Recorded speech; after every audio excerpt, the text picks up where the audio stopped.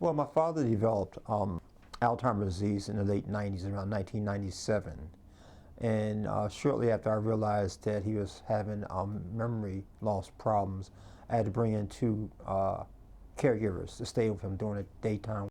And I realized as time went on how important a role they played in making sure that Daddy felt safe and comfortable every day. And I just wanted to start bringing attention to these unique beings that really took care of my father for 4 years until he passed in August of 2001. I had no idea what Alzheimer's or dementia, other forms of dementia, were when I noticed that Daddy was having the problem. I know that it throws people off, so to speak.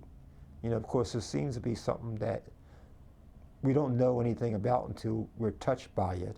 And then because the individual who has the disease they look the same, but they start acting differently. I made a conscious decision to start focusing on family caregivers of people who had Alzheimer's disease or dementia because of a woman and a husband in Wilmington, Delaware. Florence was taking care of her husband, Russell.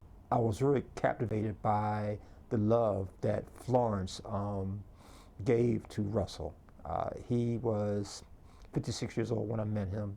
He was 100% dependent on Florence, and I was just amazed. I wanted to start capturing portraits of these, what I call unique beings, these souls that are on this planet, it seems like, to take care of individuals who are in dire need of help and love. I met Martina in 2007 when I started doing these formal portraits of caregivers. She was a caregiver for her mother.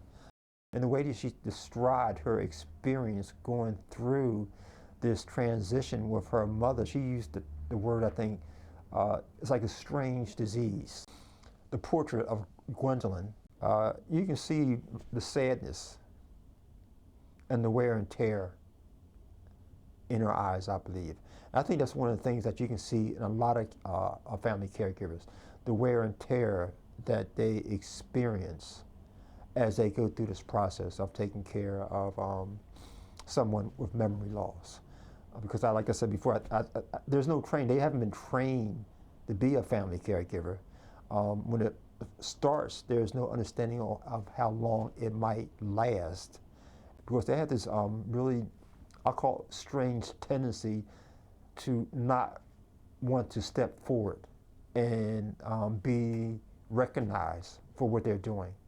And I think it's important that they do, because I think in doing that, maybe it'll take some of the pressure off of them, because I think they have a tendency to hold all that stuff inside, and give them a chance to communicate with each other. Because I think a lot of times family caregivers they feel isolated.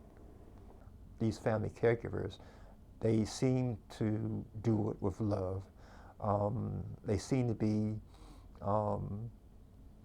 blessings from the universe for these people with memory loss, and they should be recognized. They should be recognized, you know. I'm just taking the pictures. Right foot red and left hand blue. I'm tangled up when you get through. Don't know what the hell to do. 'Cause your time